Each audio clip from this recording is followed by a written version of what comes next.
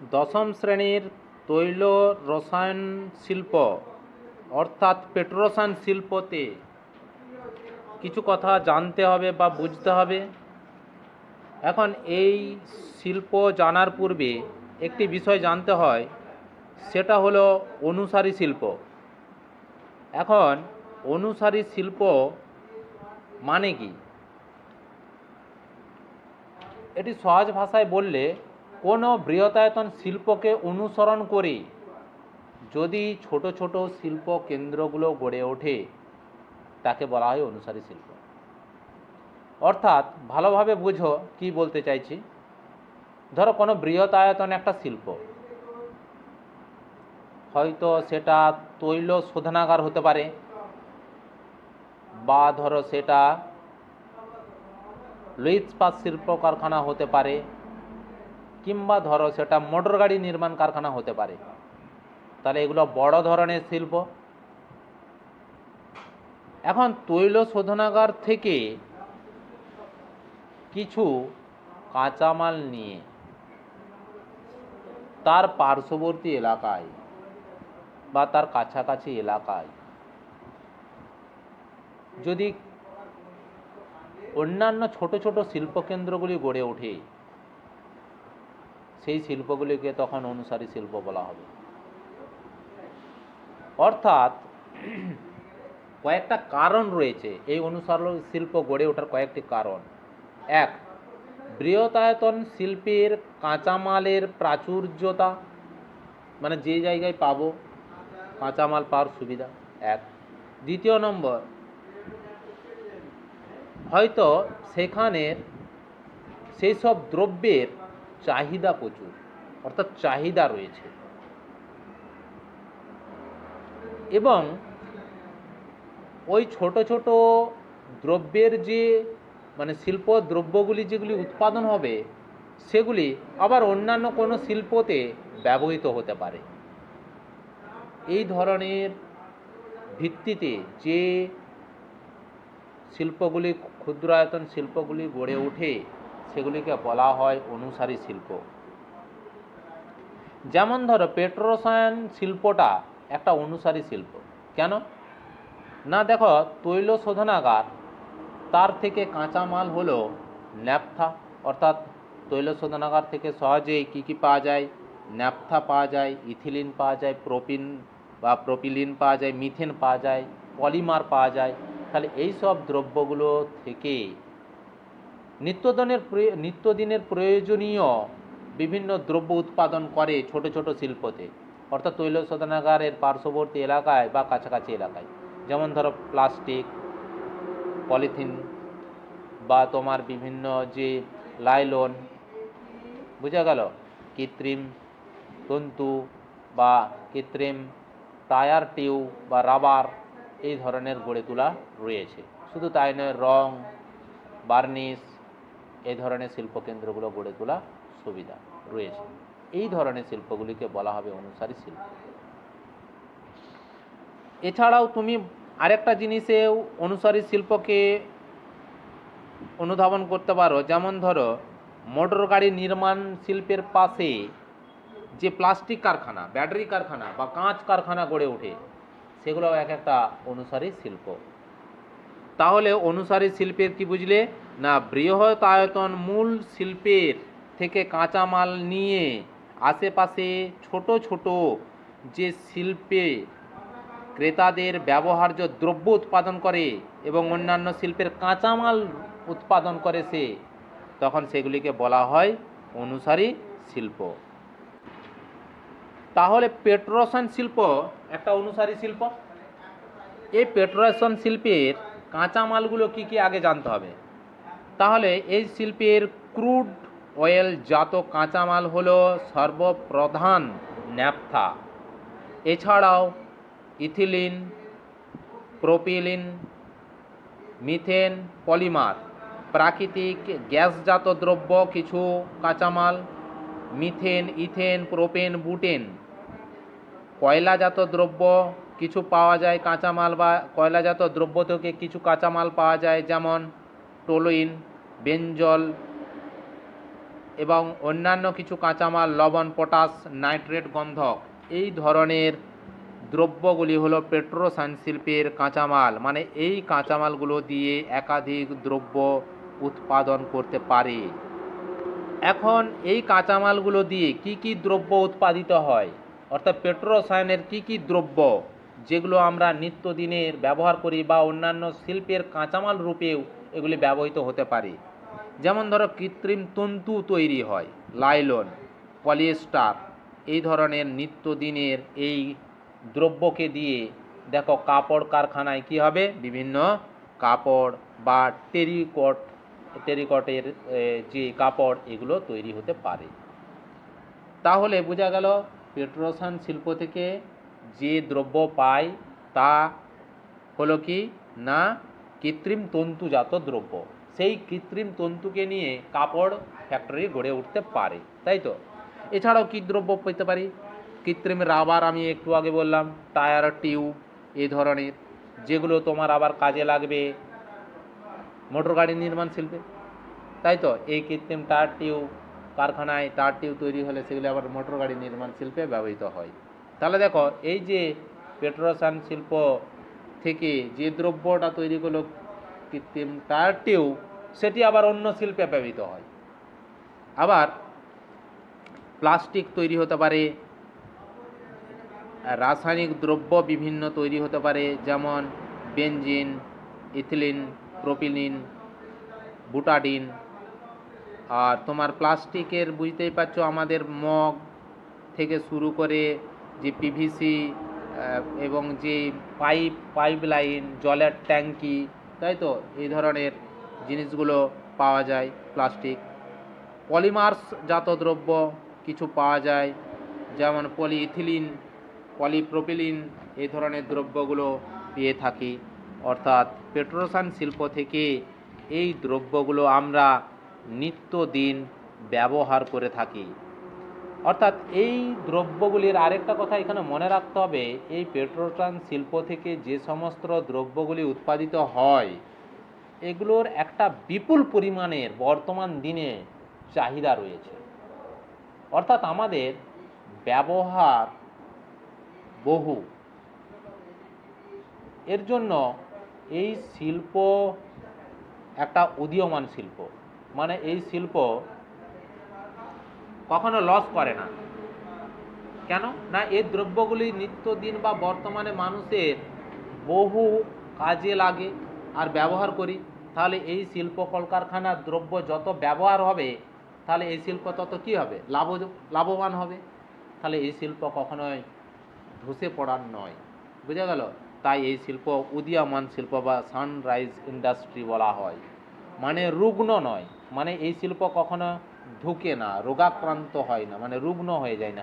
মানে অর্থের অভাবে বা লাভের অভাবে যে এই শিল্প লোকসানের দিকে যাচ্ছে, এমনটা দেখা যায় না এই শিল্পর ক্ষেত্রে।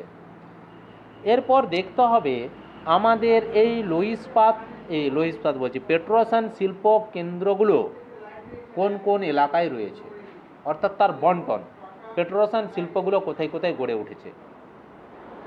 তোমরা স্বভাবতই জানো আমাদের ভারতের পশ্চিম দিকের এলাকা গুজরাট এবং মহারাষ্ট্রতে একাধিক তৈল শোধনাগার আছে।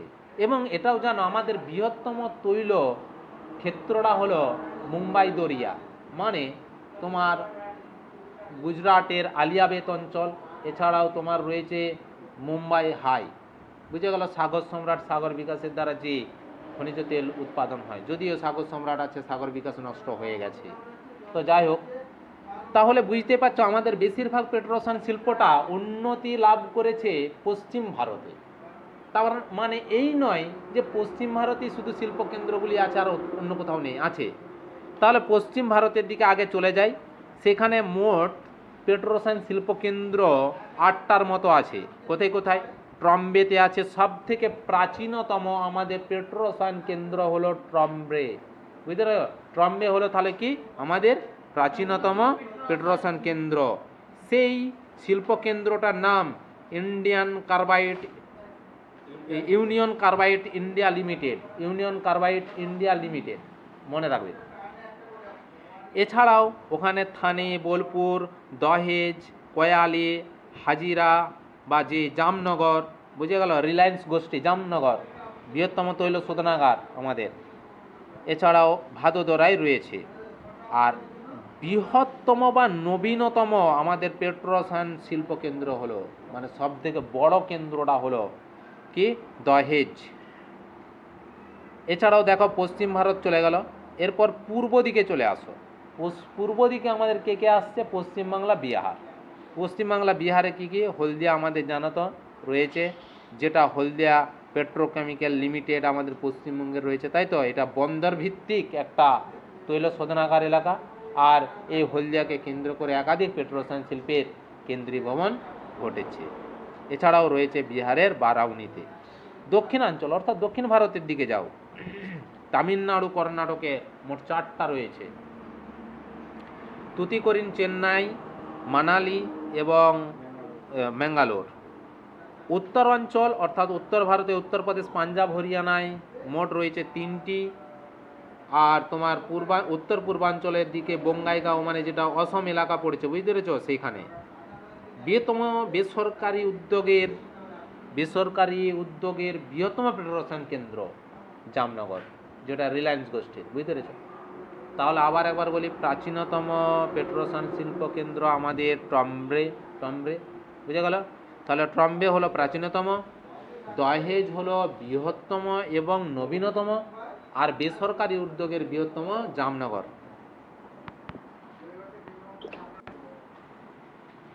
এরপর স্বভাবতই একই নিয়মের একটি প্রশ্ন, যে পেট্রোরসায়ন শিল্পের উন্নতির কারণে যদি বলে ভারতে পেট্রোরসায়ন শিল্প উন্নতি ঘটেছে কেন, সে একই, কাঁচামাল পাওয়ার সুবিধা। এবারে যে কাঁচামালগুলোর কথা বলেছি সেগুলো কোথায় পাওয়া যাচ্ছে, তৈল শোধনাগার কেন্দ্র, মানে যেখানে তৈল রিফাইন করা হয় সেখান থেকে পেয়ে যাব, তাহলে সেখান থেকে পাওয়ার সুবিধা রয়েছে। কয়লা ক্ষেত্র, মানে কয়লা খনি বা কয়লা উৎপাদক অঞ্চল থেকে পাওয়ার সুবিধা রয়েছে, তাহলে সেখানে এই কাঁচামাল পাওয়ার সুবিধার জন্য গড়ে উঠেছে। এছাড়াও কি বিদ্যুতের পর্যাপ্ত যোগান রয়েছে, জল রয়েছে, চাহিদা রয়েছে, বাজার বন্ধন, একই সিস্টেম এগুলো দেখা যায়। আর কি, আর দেখা যাচ্ছে যে তোমার যে আমাদের ধরো একটা কথা বলে যে পশ্চিম ভারতে এই পেট্রোরসায়ন শিল্প কেন্দ্রীভবন ঘটেছে কেন, মানে একাধিক। দেখো, আমরা যদি টোটাল ভারতের সব দিকটা খেয়াল করে দেখি, তার মধ্যে বেশি সংখ্যক কারখানা কোথায় আছে বলো দেখি, গুজরাট আর মহারাষ্ট্র। পশ্চিম ভারতে মোট 8টা, কিন্তু অন্যান্য দিকে দেখো সেরকম নেই। যেমন আমার পূর্বাঞ্চলে 2টি, দক্ষিণাঞ্চলে 4টি, আর উত্তরাঞ্চলে 3টি, আর অসম এলাকায় 1টি। তাহলে সব থেকে বেশি কারখানা কোথায় আছে, পশ্চিম ভারত, মানে গুজরাট আর মহারাষ্ট্র। প্রশ্নটি এই জায়গায় পড়ে যে পশ্চিম ভারতে পেট্রোরসায়ন শিল্পী কেন্দ্রীভবনের কারণ, অর্থাৎ মহারাষ্ট্র, গুজরাটে যে শিল্প কলকারখানাগুলো তোমার রয়েছে, ট্রম্বে, থানে, বোলপুর, দহেজ, কয়ালি, হাজিরা, জামনগর, ভাদোদরায়, কেন এই শিল্পকেন্দ্রগুলি একত্রিত বা উন্নতি লাভ করেছে, এটা জানতে হবে।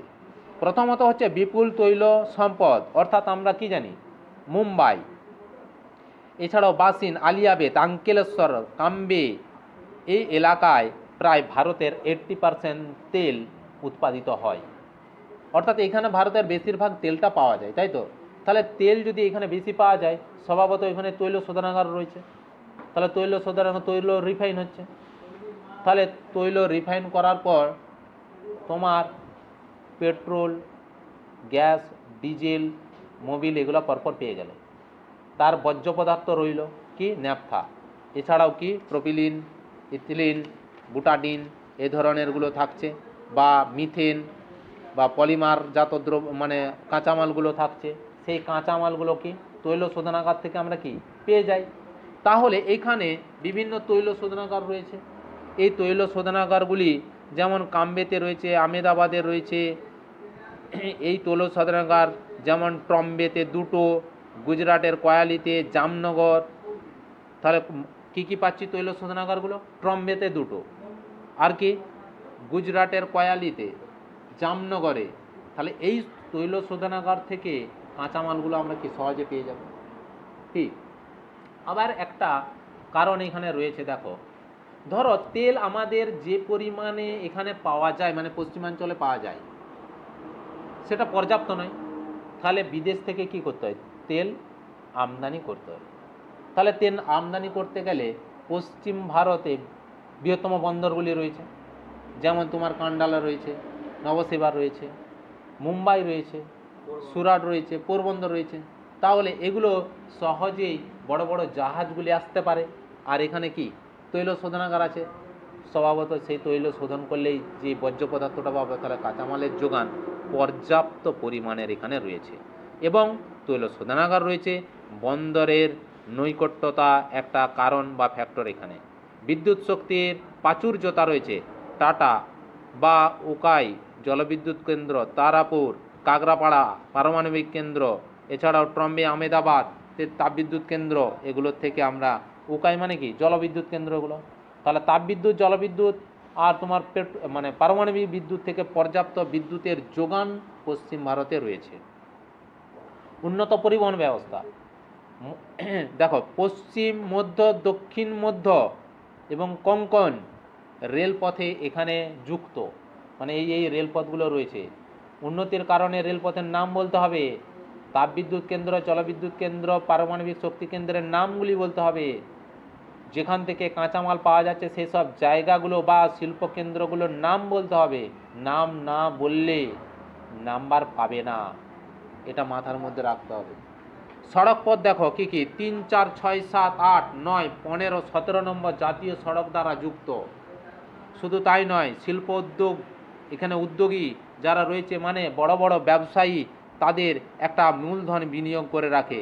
রিলায়েন্স কোম্পানি, মফতলাল গোষ্ঠী, এই ধরনের এরা প্রচুর পরিমাণে, এছাড়াও এলআইসি রয়েছে, বুঝতে পেরেছ, ইউটিআই রয়েছে, এই ধরনের কোম্পানিগুলো কি করে প্রচুর পরিমাণে মূলধন বিনিয়োগ করে এই শিল্প উন্নতির জন্য। এছাড়াও সরকারি একটা সুলভ নীতি বা যেমন শিল্প স্থাপনের একটা অনুকূল পরিবেশ সরকার গড়ে তুলেছে, বা শিল্প পরিকাঠামো গল্পে গড়ে তোলার জন্য সরকারি একটা অনুকূল নীতি রয়েছে এখানে। সে কারণেই পেট্রোরসায়ন শিল্পের কি হয়েছে, এখানে কেন্দ্রীভবন ঘটেছে। এরপর আরেকটি জিনিস বুঝতে হবে যে পেট্রোরসায়ন শিল্পকে আধুনিক শিল্পের দানব বলে। অর্থাৎ আধুনিক শিল্পের দানব মানে কি, মানে এটা একটা নবীনতম শিল্প, এবং এই শিল্পকে দানব অর্থাৎ দৈত্যরূপ বলা হয়। মানে কি, এর বিরাট একটা এলাকা বা একটা শিল্পের পরিকাঠামো বা একটা শিল্পাঞ্চলকে গড়ে তোলে, বোঝা গেল। অর্থাৎ একটা তৈল শোধনাগারকে কেন্দ্র করে হাজারো রকমের শিল্প কেন্দ্র গড়ে উঠতে পারে। তাহলে একটা সে এলাকায় বিরাট আয়তনের শিল্প পরিকাঠামো বা শিল্পাঞ্চল গড়ে উঠতে পারে না, পারেনি? এই জন্য এই শিল্পক্ষেত্রকে আধুনিক শিল্প দানব বলা হয়। আর কি বুঝতে হবে এখানে, যে বুঝতে হবে যে ধরো তৈল রসায়ন শিল্পের দ্রব্য বা কাঁচামালগুলি আমরা কোথা থেকে পেয়ে যাই, না তৈল শোধনাগার থেকে পাচ্ছি। এখন এই তৈল শোধনাগারের কাঁচামালটিকে নিয়ে প্রায় 500 রকমের উপজাত দ্রব্য তৈরি হতে পারে। তাহলে ছোট ছোট শিল্প কলকারখানা তার পার্শ্ববর্তী এলাকায় গড়ে উঠছে না, ওঠেনি? সেটাকে কি বলা হয়? অনুসারী শিল্প।